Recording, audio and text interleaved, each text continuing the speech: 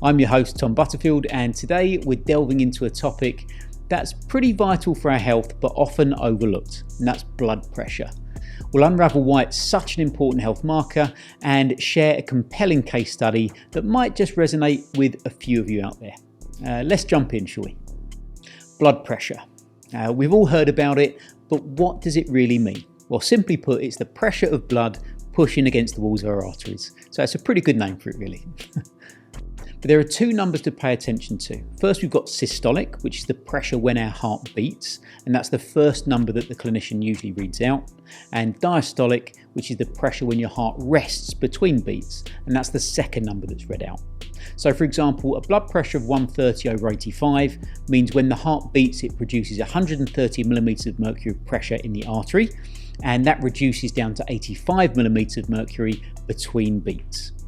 Healthy blood pressure keeps our organs and tissues well supplied with oxygen and nutrients, which, as you'll agree, is pretty crucial for our overall health.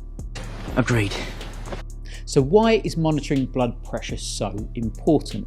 Well, high blood pressure or hypertension is a silent threat. It usually has no obvious symptoms, but can lead to serious health issues like heart disease, strokes, and kidney problems. On the other hand, low blood pressure, while less common, can cause dizziness, fainting, which can indicate an underlying health issue. So regular checkups can help catch these problems early before they progress. But let's talk about a client of ours. We'll call him John. Like many of us, John led a busy life, often opting for convenience over health. During a routine health screening, John was surprised to learn he had high blood pressure. He hadn't noticed any symptoms and he felt fine, which is often the case with hypertension. After the initial shock, John consulted his doctor and decided he wanted to become an active participant in his health journey. Basically, he wanted to do something about it. So let's dive into John's 3 key strategies we spoke through with him. First of all, John embraced a heart-healthy diet, because we know that one of the best ways to manage blood pressure is through our nutrition habits. John focused on eating plenty of fruits, vegetables, whole grains, and lean proteins. He limited his intake of processed foods, which often contain high levels of sodium. Secondly, we helped John form an exercise habit, because we know regular physical activity is another fantastic way to lower blood pressure.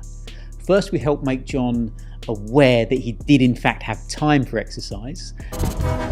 Yeah, I've got time. And after starting with the barely more than zero approach, he steadily built up to 300 minutes of moderate intensity exercise a week. Taking a brisk walk every day before work and during a lunch hour was enough to give him that 1 hour per day. Exercise helps strengthen our heart, enabling it to pump blood with less effort, thus reducing the pressure on our arteries. Plus, it's a great mood booster and a stress buster as well. Which neatly brings us on to strategy number 3. Can you guess what that is? Of course, it's managing stress levels. Chronic stress can contribute to higher blood pressure, so finding ways to help John manage his stress levels was essential.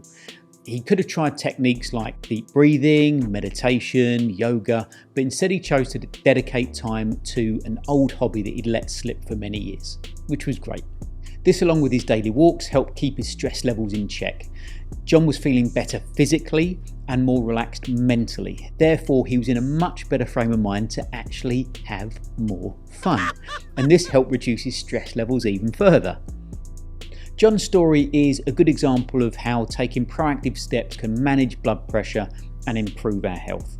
It's a reminder for all of us to keep track of our blood pressure and then make lifestyle changes as and when needed. Remember, it's all about taking small steps to get a big impact on our health later on. But if you're looking for one thing to get yourself started, then go and get your blood pressure checked at your local medical centre.